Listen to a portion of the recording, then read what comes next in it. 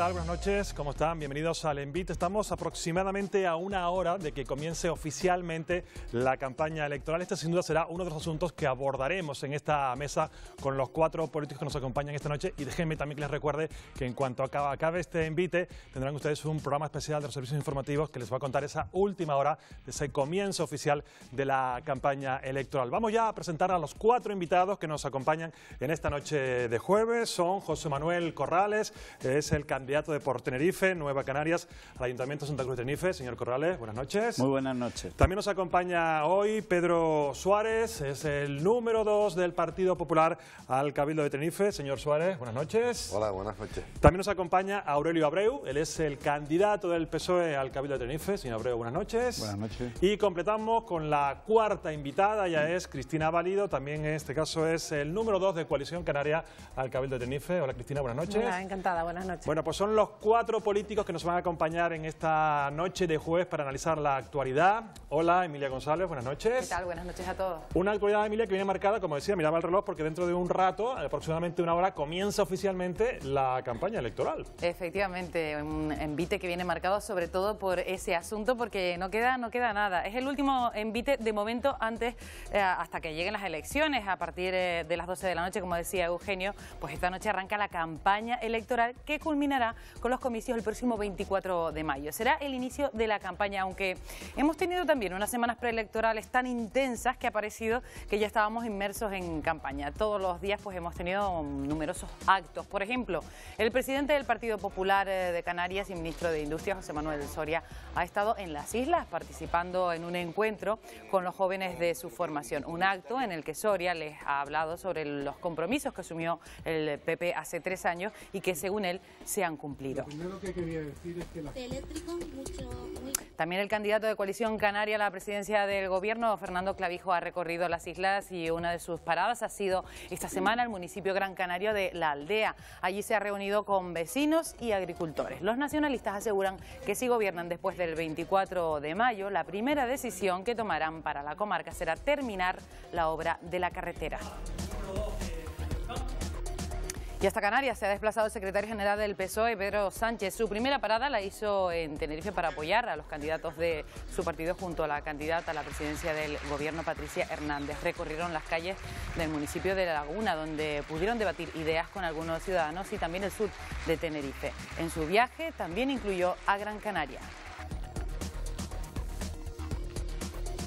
Otro líder nacional se acercó al archipiélago. Hablamos del coordinador federal de Izquierda Unida, Cayo Lara, que tuvo actos en Tenerife, La Palma y Gran Canaria. En la Isla Bonita ha mostrado su apoyo a las candidaturas que representan al partido, y ya en Gran Canaria desgranó un poco más su programa. Izquierda Unida se presentará a los comicios en Canarias en una coalición denominada Canarias Decide. Y actividad también estos días en la agenda de Nueva Canarias. Román Rodríguez, candidato a la presidencia del gobierno, y sus candidatos al Cabildo y también al Ayuntamiento de Telde se reunían con los vecinos de Ojos de Garza en Gran Canaria. Nueva Canarias se ha comprometido a seguir invirtiendo en el barrio a la espera del traslado de las 1000 familias implicadas. Y una de las novedades que podría tener la nueva legislatura es la aparición de nuevas formaciones políticas en la Cámara. Es el caso de Podemos. Hoy su candidata a la presidencia del gobierno, Noemí Santana, ha visitado Fuerteventura para conocer las principales demandas de la isla. Y otra de esas fuerzas que aspira a entrar en la Cámara Autonómica es Ciudadanos. Su candidata a la presidencia del gobierno, Melissa Rodríguez, presentó también en su isla natal, La Palma, a sus aspirantes a ocupar las distintas instituciones. Ellos ya han avanzado que si les tocan labores de oposición, esta sería constructiva y de mejora en la gestión de los recursos públicos. Pero de momento habrá que esperar al 24 de mayo para ver cómo queda configurado el arco parlamentario y los cabildos y ayuntamientos. Hoy hemos conocido algunos datos de lo que podría ocurrir. Nos referimos a la encuesta del CIS, el barómetro electoral publicado por el Centro de Investigaciones Sociológicas. Ha publicado pues, que Coalición Canaria ganaría las elecciones en las islas con 17 diputados. Le seguiría el PSOE con 15 o 16 diputados y el Partido Popular con entre 12 y 14 diputados. Nueva Canarias desaparecería según esta encuesta realizada en el mes de abril y la sorpresa la daría a Podemos con 10 diputados. Ciudadanos se quedaría en torno a 4 o 5 diputados. Bueno, pues ese mismo sondeo revela que casi la mitad de los encuestados ya tiene decidido el voto y la otra mitad pues no lo tiene muy decidido todavía. No sabemos si esta pre-campaña o estos sondeos van a ayudar en algo. A ver si ayuda en algo y si esos ciudadanos que todavía no lo tienen claro con la campaña electoral lo van a tener. Señor Corrales, ¿de qué sirve una campaña electoral? ¿Los ciudadanos agradecen una campaña electoral? Hombre, yo creo que sería bueno que en las campañas electorales hubiese debate, se pudiese contrastar los diferentes programas. Lo que no agradecen los ciudadanos es el despilfarro que sobre todo utilizan los grandes partidos en estas campañas, en donde no se explican los programas, en donde se hacen promesas que generalmente se incumplen luego sistemáticamente en los gobiernos. Y evidentemente vamos a tener una campaña movida. Yo creo que esta va a ser la campaña más difícil y en donde están las cosas más abiertas en la historia democrática de Canarias. Enseguida vamos a entrar en ese análisis del sí que conocíamos en la jornada de hoy, pero también quiero preguntarle al resto de los invitados si hay alguna diferencia entre la pre-campaña y la campaña electoral. ¿Hay alguna diferencia? Bueno, fundamentalmente, y la propia definición te dice que en la campaña puedes pedir directamente el voto y la pre-campaña no. Yo creo que la pre-campaña fundamentalmente lo que ayuda, y en este caso, que bien decía Corrales, es una bastante sui generis a la entrada de los nuevos partidos en el arco, o que se presume la entrada de los nuevos partidos en el arco parlamentario, pues el conocimiento de las personas. No olvidemos que estamos eligiendo en elecciones locales donde la gente se fija más en la persona incluso que en las siglas políticas y tiene ese afán por conocer las personas y qué es lo que propone. La precampaña en gran parte sirve para dar a conocer a esas personas y durante la campaña pues el contenido de sus propuestas. Quizá podría ser una definición lo más acertada posible. Las 4 personas que nos acompañan esta noche en esta mesa de Envite ya tienen una dilatada experiencia en esto de campañas, pero a esta le pregunto, señora Abreu, ¿es distinta al resto de campañas que, por ejemplo, usted ha vivido?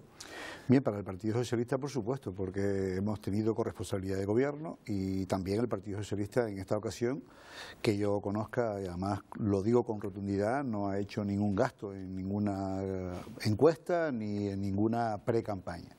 ¿Por qué? Porque la reforma electoral aprobada por el gobierno de Zapatero prohíbe que en pre-campaña se pagaran grandes cantidades de recursos económicos para una pre-campaña. Afortunadamente solo hay campaña pagada en lo que es el periodo electoral y por lo tanto los ciudadanos, en el caso del Partido Socialista, con responsabilidades de cogobierno, pues tienen que justificar o tienen más donde debatir, que es la gestión que se ha hecho en este mandato y por lo tanto la mayor encuesta que hay es la de los ciudadanos el día 24. Yo he preguntado también esto, Cristina, porque evidentemente esta campaña se afronta con nuevos partidos, por eso decía yo que ustedes con la experiencia que tienen los 4, si notan una diferencia respecto a campañas anteriores. Bueno, yo creo que no, que fundamentalmente la pre-campaña es una etapa para todos y para todas igual, es una etapa para rendir cuentas, para encontrarte y presentar las ideas a los ciudadanos y a ciudadanas, para hacer autocrítica, para pedir perdón también y disculpas por los errores cometidos en la gestión diaria y en la responsabilidad que significa tener que tomar decisiones, para presentarles a las personas que van a liderar esos proyectos y para poner sobre la mesa los compromisos y que ellos y ellas sepan qué es lo que proponemos para los próximos años y con qué personas vamos a cumplir esos compromisos. Y eso lo tienen que hacer todos los partidos, que haya más, que haya menos, no cambia la precampaña, no cambia lo que es el objetivo, no cambia los contenidos. Cada uno tendrá que contarle a las personas que tienen que tomar la decisión importantísima, el 24 de mayo, qué es lo que tiene, cuáles son sus personas, cuáles son sus ideas y cuál es su experiencia. Y ahí creo que estamos todos en el mismo punto de salida, porque si bien los que empiezan ahora tienen un nivel de desconocimiento mayor, y pueden tener dificultades en ese aspecto, los que han estado tomando decisiones y asumiendo riesgos, pues también cuando se trabaja y todos los días tienes que decidir, también te equivocas. Por tanto, ninguna de las dos partes lo tiene del todo claro, ni los que empiezan ni los que tienen experiencia de gobierno, y creo que estamos todos en el mismo punto de salida. Bueno, les pido a los cuatro que me ayuden a interpretar los datos que conocíamos hoy del CIS y que ya adelantaba nuestra compañera Emilia. Coalición Canaria y el PSOE serían las principales fuerzas políticas del Parlamento de Canarias a partir del 24 de mayo, con 17 diputados en el primer caso y 15 o 16 en el segundo, en una Cámara de la que desaparece Nueva Canarias, se irrumpe dos nuevos partidos, que son Podemos y también Ciudadanos. ¿Qué lectura saca usted de estos datos que hemos conocido esta mañana? ¿Son creíbles? Yo soy muy respetuosa con las encuestas, y cada uno pues se las creerá en función de cómo le vaya o de la información que tenga. Pero de verdad a mí esta encuesta la encuentro poco lógica porque me planteo cosas que me parecen incompatibles. Es decir, es bastante probable que Ciudadanos entre, pero me parece exagerado el número de diputados con el que entra una organización de la que nadie sabe quiénes son sus cabezas de lista, nadie tiene su programa. Sabemos que el programa, han dicho ellos mismos que lo aprueba Barcelona, que Barcelona lo mandará, pero ni siquiera sabemos quiénes son las personas que se presentan. Y hombre, cuando hablamos de mi alcalde, mi presidente del Cabildo, mi gobierno autónomo, la gente suele querer saber a quién va a votar. Por tanto, que le den ese número de diputados a mí no me cuadra. Puede ser una extensión de la tendencia nacional. Pensemos que es una encuesta hecha a nivel nacional por el Centro de Investigación Superior Nacional del Estado. Por tanto, puede tener ese sesgo. Y tampoco me cuadra el dato de Podemos, que tampoco descarto que va a entrar y que va a entrar con un número de diputados destacable, pero pensar que va a entrar con ese número de diputados, que desaparezca Nueva Canarias y que el PSOE se mantengan los diputados que aparecen en esa encuesta, pues no parece muy lógico, porque estamos hablando de fuerzas políticas que pescan en un mismo espacio de votantes, con lo que el reparto no me parece muy lógico, es lo que me hace más dudar. Respecto a los datos nuestros, pues toda la serenidad y como si fueran los peores del mundo hay que trabajar y no creérselos, y desde luego parto de no creérmelos y de que fueran mucho peores para trabajar mucho más duro los próximos días. Corral, ¿usted se lo cree? Porque Nueva Canarias, según el CIS, no obtendría ninguna representación en el Parlamento de Canarias. Bueno, yo creo que el objetivo no es ganar las encuestas, sino ganar las elecciones. En todo caso, estos datos indican claramente que el CIS siempre fracasa estrepitosamente en sus predicciones en Canarias. En las elecciones del 2011 dijo que iba a ganar el Partido Socialista con 22 diputados y el Partido Socialista sacó 15, y que Coalición Canaria iba a quedar como tercera fuerza política y quedó como primera fuerza política en diputados, y que Nueva Canarias no iba a entrar, le daban menos incluso de lo que le daban ahora en la encuesta, con el 5%, y sacamos Nueva Canarias, Frente Amplio, en Tenerife por Tenerife, Nueva Canarias, el 9,3%.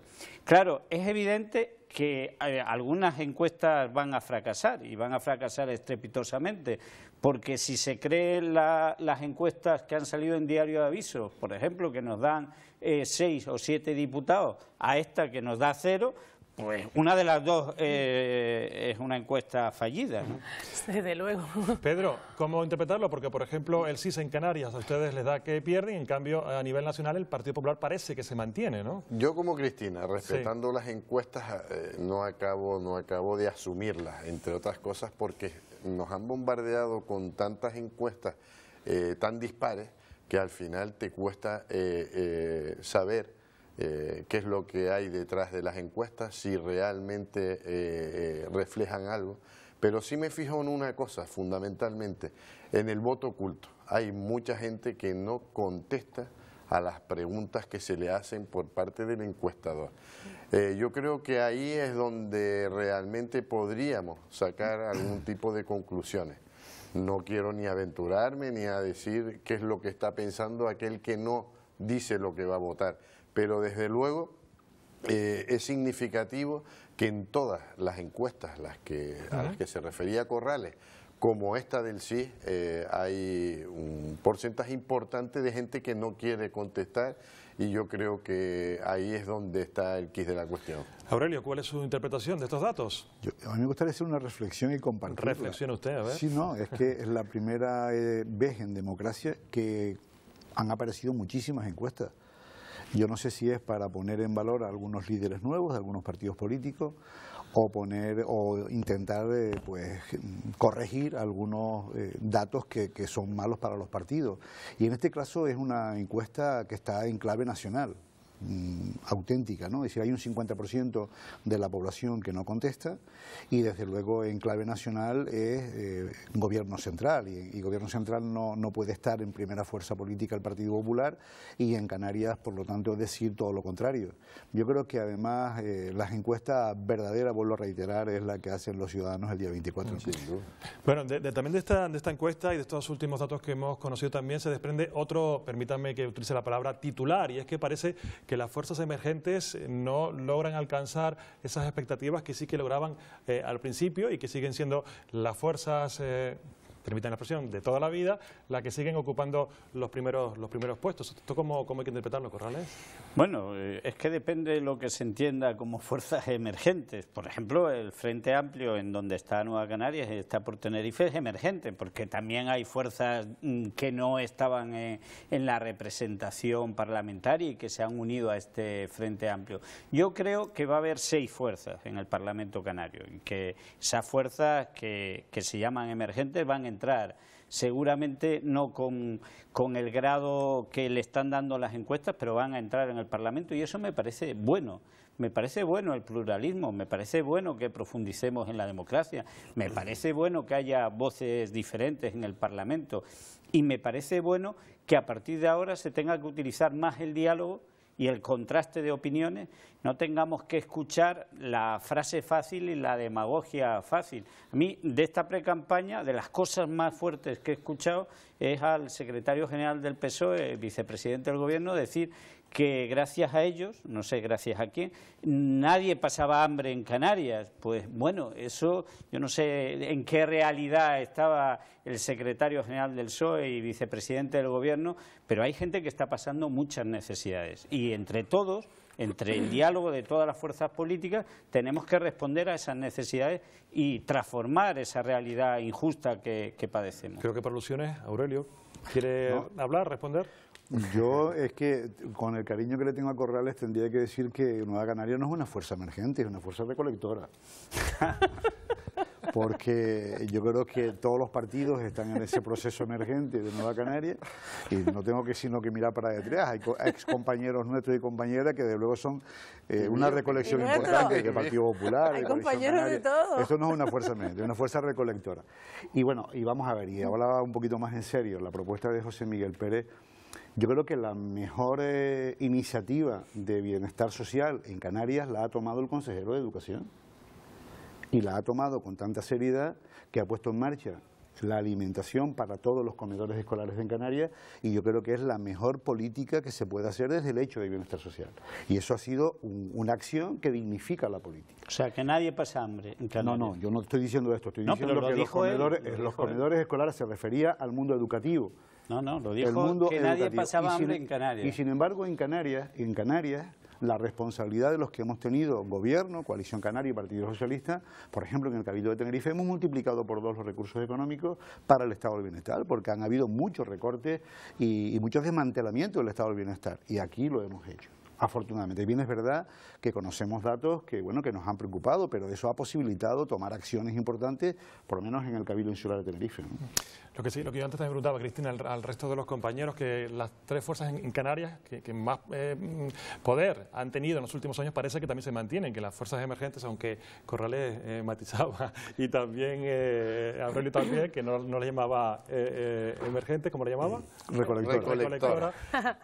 Quería saber tu opinión en cuanto a que parece que se están desinflando estos partidos Bueno, vamos a ver, yo creo que fundamentalmente lo que les está ocurriendo es pues todo lo contrario de lo que dice Corrales, porque Corrales dice, con la llegada de los partidos emergentes, voy a utilizar tu palabra y no la de Aurelio, para no pelear, con la llegada de los partidos emergentes al Parlamento, vamos a empezar a oír un debate más interesante y vamos a abandonar la demagogia fácil. yo creo que si algo ha caracterizado a estos partidos emergentes es la demagogia fácil utilizada en los últimos meses. Son los cantos de sirena y las promesas de las que se han ido deshaciendo a medida que ha ido pasando el tiempo, porque se han dado cuenta de que no es creíble y por otro lado les estaba haciendo daño. Y eso es lo que ha significado para que muchos de estos partidos estén perdiendo apoyos que tuvieron en un principio, porque al final esa demagogia fácil tiene un recorrido corto y la gente lo está pasando mal y no está por jugarse lo poco que le queda en aventuras. Creo que la situación, de alguna manera, es la situación de una sociedad que lo ha pasado mal, muy mal, que ha visto que incluso esto podía ir a peor, que empieza a tener una cierta ilusión de que esto por fin esté un poco remontando y que no quiere arriesgarse a inventos, que quiere gente que conozca, que quiere gente seria, que quiere gente con experiencia y quiere gente pues que de alguna manera pueda responder con su formación o con su preparación. Y creo que se nota en la medida en la que en los ayuntamientos, en el cabildo, en unas elecciones locales, se piensa más en las personas y en los grupos y en los equipos de trabajo y están viendo quién puede defender mejor esta institución de los que se presentan. Creo que eso es muy importante, que la gente busca más información y ya se cree menos estas historias de la renta para todo el mundo, de la que hablaba Podemos, que ya desapareció, o de algunas cuestiones que ven de Ciudadanos que son incluso un poco democráticas y un retroceso en materia social. A medida que van hablando se van descubriendo cosas que no son tolerables, que hemos caminado mucho para volver a esos discursos. Pedro, Sí. y luego miramos a Andalucía, porque también me parece interesante hacer un ejercicio de enfocarlo en Andalucía. Hacer Pedro, un paralelismo. Sí, sí. Pero de todos modos, hablando de, yo no considero Nueva Canarias un partido emergente. Román Rodríguez lleva en política durante mucho tiempo y lidera Nueva Canarias porque es el fundador de Nueva Canarias. De emergentes tiene poco, ¿no? Con los nuevos partidos políticos, desde luego, tanto Ciudadanos como Podemos sí irrumpen, aparentemente. Me gustaría verlo después, el día 24, en que cuál es la fuerza con la que irrumpen, pero me acuerdo que en las elecciones anteriores UPyD se presentó y hoy nadie habla de UPyD. Y era otro partido emergente. Creo que los grandes partidos o los partidos tradicionales, por llamarlo de alguna manera, mantienen su estatus, quizá por darle la razón incluso a Cristina, sin que sirva de precedente. Que no está mal. Pero es verdad que, estamos en unas elecciones locales. La ciudad más poblada de la isla de Tenerife es Santa Cruz, con 250.000 habitantes, donde la gente que va a votar quiere saber a quién va a votar. O sea, porque somos, casi nos conocemos todos. Es como aquel chiste que decía que aquí no puede haber un monumento al soldado desconocido porque nos conocemos todos, ¿no? Y al final, tanto Ciudadanos como Podemos, pues nosotros que estamos en la vida política y estamos en los periódicos, a mí me cuesta identificar a las personas que se presentan, con lo cual yo extrapolo esa situación al votante normal de la calle y me parece difícil que esa irrupción sea una cosa llamativa. Vamos a hacer un ejercicio, vamos a mirar a Andalucía. Ya miramos en su momento cuando las elecciones, está claro que cambió también el aspecto del Parlamento andaluz y ahora nos encontramos con una candidata que ganó las elecciones pero que no puede gobernar porque no tiene el apoyo para seguir adelante porque son más las fuerzas políticas que están en el Parlamento andaluz. Pregunto a los cuatro, ¿lo que ha ocurrido en Andalucía puede ocurrir aquí también en Canarias? Que esa cantidad nueva de partidos que entren en este caso al Parlamento de Canarias o a las instituciones, cabildos, ayuntamientos, haga ingobernable las instituciones. ¿Cómo lo ves, Aurelio? Yo creo que esa es la prueba de la poca responsabilidad de los partidos llamados emergentes, porque si respetan las mayorías, porque hasta aquí tradicionalmente decían, no, el partido más votado que gobierne, pues los que han tenido ahora la responsabilidad de estar y ser depositarios de la confianza de los ciudadanos y estar en el Parlamento andaluz, resulta que no dejan gobernar al partido que mayoritariamente ha ganado las elecciones y son capaces de someter a la comunidad andaluza a un nuevo proceso electoral por no permitir en base a un programa, en base a una presentación, a unos compromisos que ha habido con la comunidad andaluza y sin embargo corren el riesgo de volver de nuevo a un proceso electoral. Yo creo que esa responsabilidad la tenemos como ejemplo en Andalucía y también en esas fuerzas políticas emergentes que han tenido la responsabilidad de gobierno en algunos municipios de la isla de Tenerife, pues no han dado un ejemplo claro, o lo que ha pasado en Grecia, donde recursos económicos para todos, no pagar la deuda. Cuando empecemos a conocer los programas de verdad es cuando tienen que analizar los ciudadanos cuál es la propuesta adecuada. Les pido brevedad al resto de los tertulianos sobre este asunto.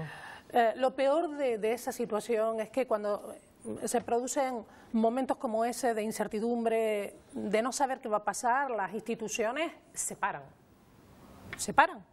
Hay una parálisis enorme en la gestión, en el trabajo, en la toma de decisiones. Y los ciudadanos lo padecen. Y los pueblos, y los municipios, y los colectivos, las personas, padecen la parálisis y la incertidumbre de un gobierno que no termina de definirse por falta de acuerdos. Y que puede estar incluso abocado a unas nuevas elecciones. Imagínate lo que puede eso significar para una comunidad autónoma. Yo creo que tenemos que trabajar mucho para que eso no suceda aquí. Tenemos que trabajar mucho todos para que de alguna manera la aritmética permita pactos, coaliciones, de grupos mayoritarios que compartan programas y que al día siguiente estén poniendo la maquinaria en funcionamiento. Andalucía no puede seguir mucho más tiempo parada como está. José Manuel y Pedro, y cambiamos de asunto. Muy preocupados a los partidos instalados en el poder en Canarias y en el Estado. ¿Por la recolección?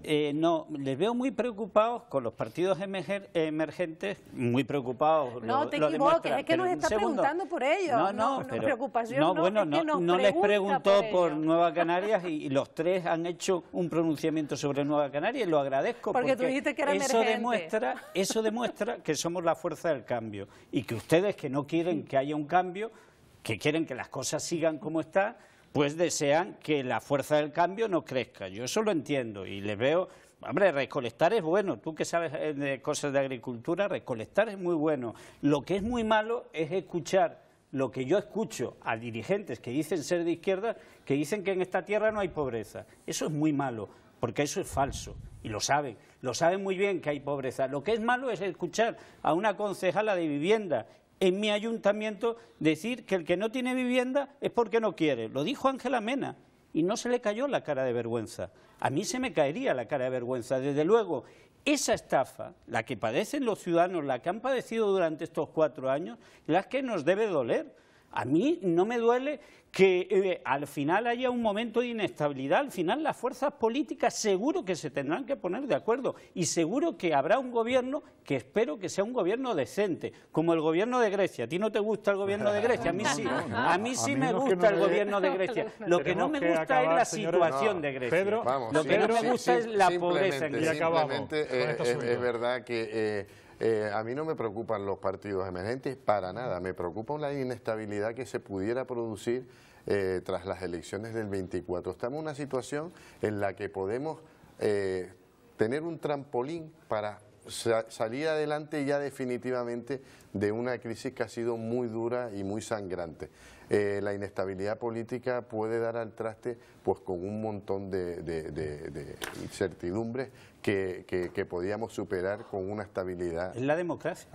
Sin duda. Aquí lo dejamos. La inquietud la tengo que tener. Ya tendremos tiempo de analizarlo después de los resultados de las elecciones también aquí en Canarias. Vamos con otro asunto, Emilia, otro asunto que también pasa por esta casa, porque hablamos ahora del Consejo Rector de la Radio y Televisión Canaria. Efectivamente, una nueva etapa. Bueno, ya saben ustedes que esta casa, que Radio y Televisión Canaria, ha iniciado una nueva andadura con la toma de posesión de sus cargos del nuevo Consejo Rector. El periodista Santiago Negrín es el presidente del nuevo Consejo y a él le acompañan otras 4 personas designadas por el Parlamento. Negrín ha destacado esta semana en un primer discurso que la prioridad en su día a día será la pluralidad, el servicio público a todos los canarios, y ha asegurado también que será exquisitamente cuidadoso con el gasto y los procedimientos de contratación. Una televisión, ha dicho, de la que los canarios se sientan orgullosos. Bueno, pues este otro asunto que ha estado también de actualidad esta semana. Bueno, a los cuatro les voy a hacer la misma pregunta, les pido brevedad a cada uno de ustedes. ¿Cuál debe ser el objetivo que debe tener este Consejo Rector de la Radio Televisión Canaria? Por ejemplo, Corrales. Pluralidad, transparencia, objetividad. Yo soy defensor de lo público. Trabajo en lo público como trabajador, como empleado público desde hace 26 años, soy defensor de los medios de comunicación públicos, soy defensor de la profesionalidad de los periodistas. En muchas ocasiones los periodistas, los profesionales de los medios de comunicación tienen que sufrir la precariedad laboral de una manera alarmante, y creo que las mejores condiciones para que realicen su trabajo es que no exista esa precariedad, y espero que se cumplan esos objetivos de neutralidad, pluralismo, información veraz, y confío que eso se va a lograr, sobre todo porque va a haber una nueva mayoría política de cambio en la comunidad autónoma y va a haber un gobierno diferente también. Pedro. Bueno, yo en primer lugar pues felicitar a Santiago Negrín por ese nombramiento. Además lo felicité personalmente el día de su toma de posesión, y además me pareció que el discurso fue un discurso valiente, claro y sin ningún tipo de cortapisa. Me gustó mucho la transparencia y sobre todo la distinción que hizo entre lo que es una televisión pública de una televisión privada. Esta distinción creo que la lleva dentro de su hacer programático y hacer o lo que pretende hacer en la televisión canaria, y me parece que tiene las cosas claras y es importante, ¿no?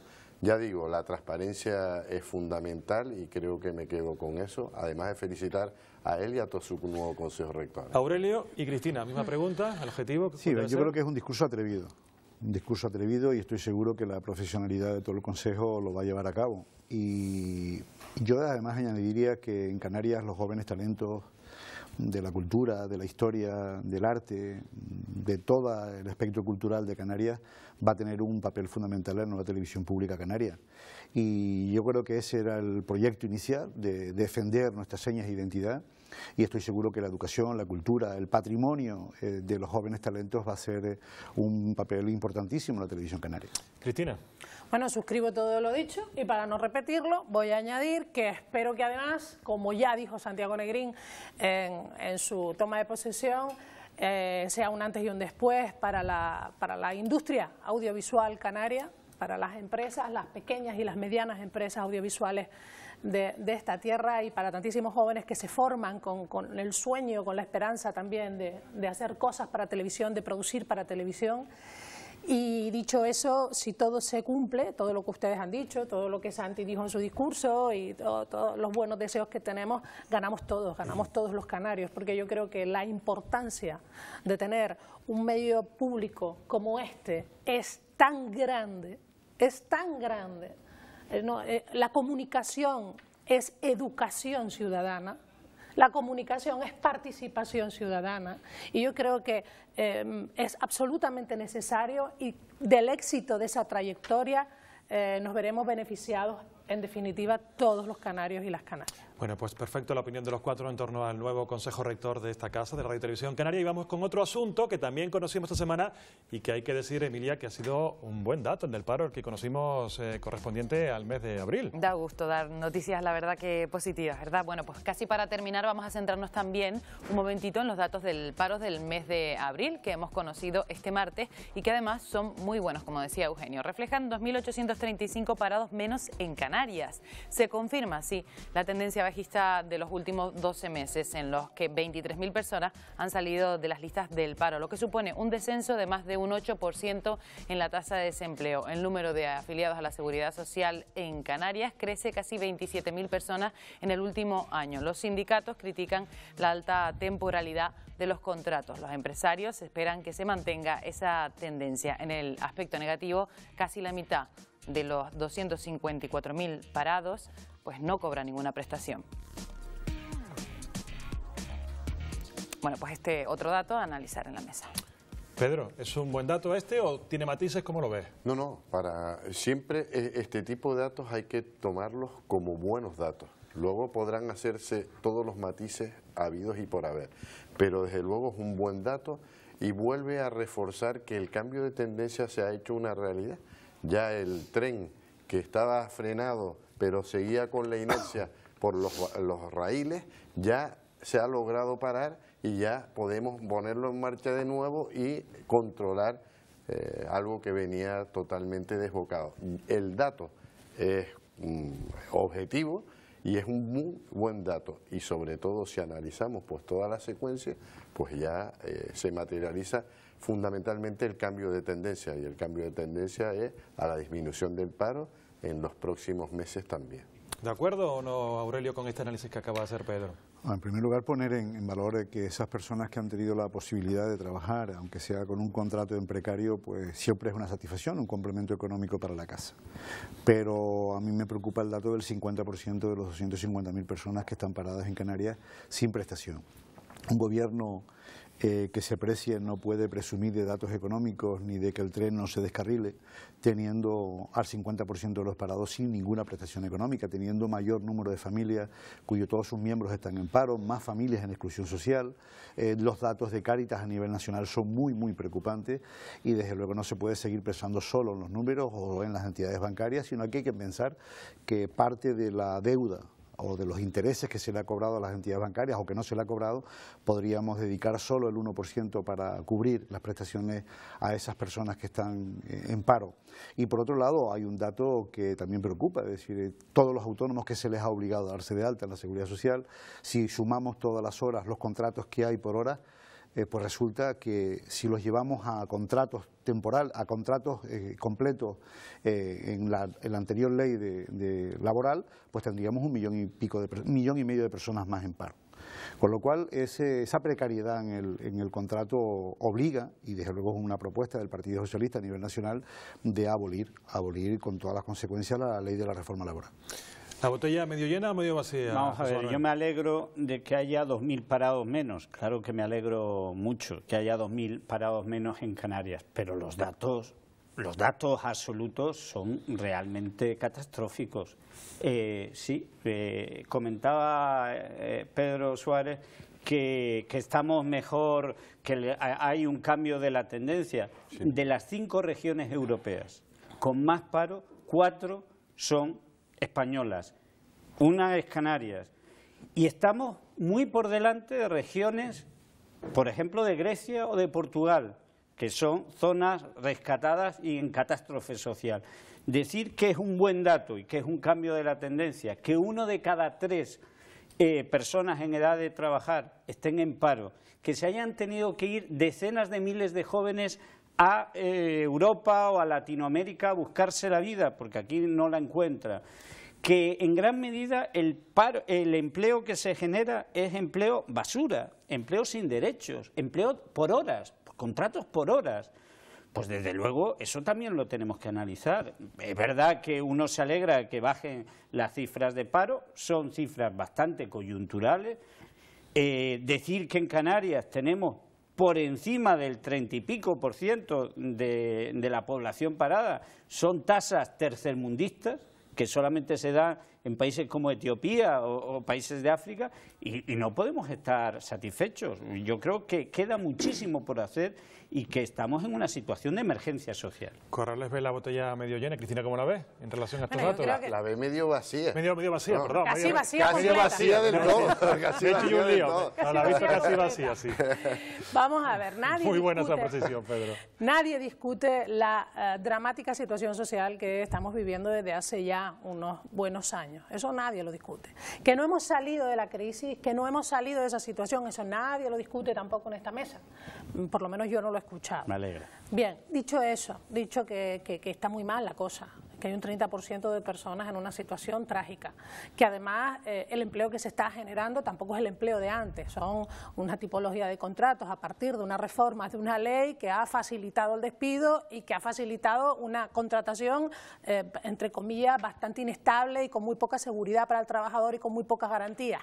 Con todo eso, me tengo que alegrar de que no me sigan dando datos de menos personas trabajando, que es lo que hemos vivido en los últimos años. Y me alegro por todas esas personas, igual que pensamos en los nombres y apellidos de esas personas cuando nos dicen hay 2.000 parados más. Yo creo que hay que poner cada cosa en su balanza, porque aquí nadie ha discutido la situación social. Por supuesto que no. Pero igual que nos cortamos las venas cuando nos enteramos de que hay 2.000 personas más que no tienen trabajo, creo que si dato tras dato, encuesta tras encuesta, 1.000, 2.000, 1.500, vamos sumando personas que van saliendo de esa durísima situación que es estar en paro, pues yo espero que sigamos viviendo datos de eso. Déjenme que saquen esta mesa dos palabras, la reforma laboral, y les pregunto a los cuatro, ¿qué ha supuesto la reforma laboral? ¿Cómo se ha traducido? ¿En positivo o en negativo? Pedro. Bueno, casi podría contestar por ellos tres. Cada uno va a contestar por sí mismo. No, simplemente pues yo creo que fiel reflejo de estos datos que venimos repitiendo y este cambio de tendencia es producto de la reforma laboral que tanto Aurelio se quiere cargar, y ya lo manifestó abiertamente, creo que es más que sincero al manifestarlo. Yo no comparto su opinión, yo creo que esta reforma laboral ha ayudado a este cambio de tendencia. Vuelvo a decir, como antes decía cuando me hacías la otra pregunta, con las matizaciones que posteriormente oiremos, pero desde luego la reforma ha sido motor de este cambio de tendencia. Le pido brevedad al resto para que todos puedan opinar. Aurelio. Yo ratifico las palabras. Yo creo que además esta reforma ha sido contraproducente para los derechos laborales. Bien es verdad que ha mejorado algunas condiciones para algunas empresas, pero desde luego la rentabilidad económica que estamos viendo necesita un cambio urgente. Es decir, los contratos por horas, vuelvo a reiterar, los contratos por horas, si los sumamos a tiempo completo, sería 1,5 millones de personas más en el paro. Y eso son situaciones que no se pueden mantener, porque además, con los recursos económicos que el Estado tiene y debe de tener como consecuencia de los grandes préstamos que le hemos hecho a las entidades bancarias, que no se han cobrado, debería de poner a cubrirse los temas sociales, porque hay 50% de parados que no tienen ninguna prestación, y son muchas familias que lo necesitan. José Manuel y Cristina. Yo no sé por qué llaman reformas laborales a lo que son desmantelamiento de derechos y retrocesos en los derechos laborales. Porque hay que llamarlo reforma laboral. Por cierto, retrocesos de los derechos de los trabajadores que se han producido en este país desde el año 2010, en donde un gobierno incluso bajó los salarios a los empleados públicos y a trabajadores del sector privado, y que luego lo ha hecho el Partido Popular, y los recortes sociales está practicado tanto por el gobierno de la comunidad autónoma como por el gobierno del Estado. Ya estuvo bien de bajar los niveles salariales, ya estuvo bien de ese retroceso en los derechos laborales. Creo que es el momento de que aquí se apriete el cinturón quien ha vivido muy bien de esta estafa. Ha vivido muy bien de esta estafa a la banca, que le hemos metido 100.000 millones de euros, 100.000 millones de euros para rescatar a la banca, y para rescatar a la ciudadanía ni un céntimo. Tengo que dar paso ya a Cristina, pues si no da tiempo que ella también opine sobre esto. No, rápidamente, nosotros no estuvimos de acuerdo con esa reforma. No estamos de acuerdo en los cambios a los que se ha ido sometiendo el panorama laboral, y que ha ido restringiendo derechos y retribuciones y salarios. Y, por supuesto, esperamos que en la medida en la que el Estado español vaya saliendo de esta situación de crisis, esto se pueda reconducir y se puedan recuperar las garantías que los trabajadores de este país merecen. Te agradezco la brevedad, Cristina. Vamos ya con los pequeños, porque hoy también ellos tienen mucho que aportar en un día tan importante, con a punto de comenzar la campaña electoral. A ver qué nos cuentan hoy, Emilia. También en este envite tenemos que contar con ellos, cómo no. Vamos a escuchar lo que nos dicen los niños del Colegio Gabriel Duque Acosta de Santa Cruz de La Palma, conocido como el Colegio El Puente. Vamos a escucharle. Paulino Rivero. Paulino Rivera. Paulino Rivera. No sé tampoco. Eso yo no lo sé. Cabrera. Paulino Rivera. Rajoy.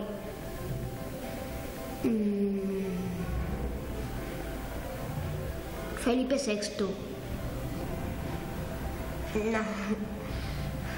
Mariano Rajoy. Rajoy. Mariano Rajoy.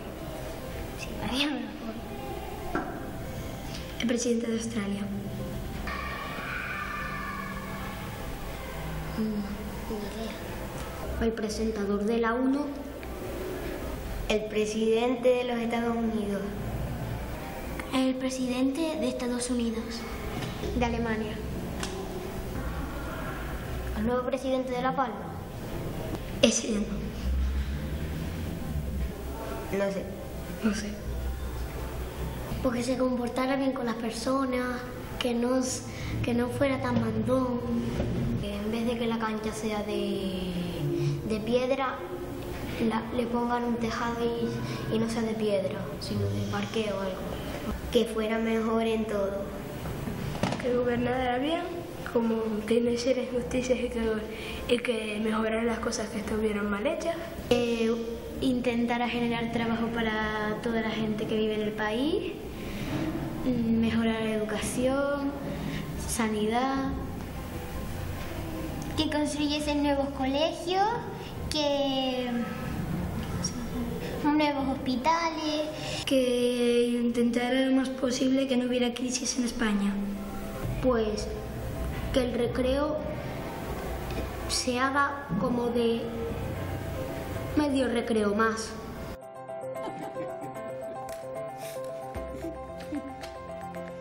Bueno, pues Nacho, muchas gracias. Sobre todo lo de Merkel, el presidente de La Palma, eso nos ha encantado. Y media hora más del recreo, Eugenio. Bueno, pues a los cuatro agradecer solamente que nos hayan acompañado esta noche en el Envite, a José Manuel Corrales, a Aurelio Abreu, a Pedro Suárez y a Cristina Valido, a los cuales también mucha suerte, lo que comienza a partir de ahora, porque en apenas unos minutos que comienza ya oficialmente la campaña electoral y que ustedes lo pueden seguir a través de un programa aquí en Televisión Canaria. Gracias y buenas noches.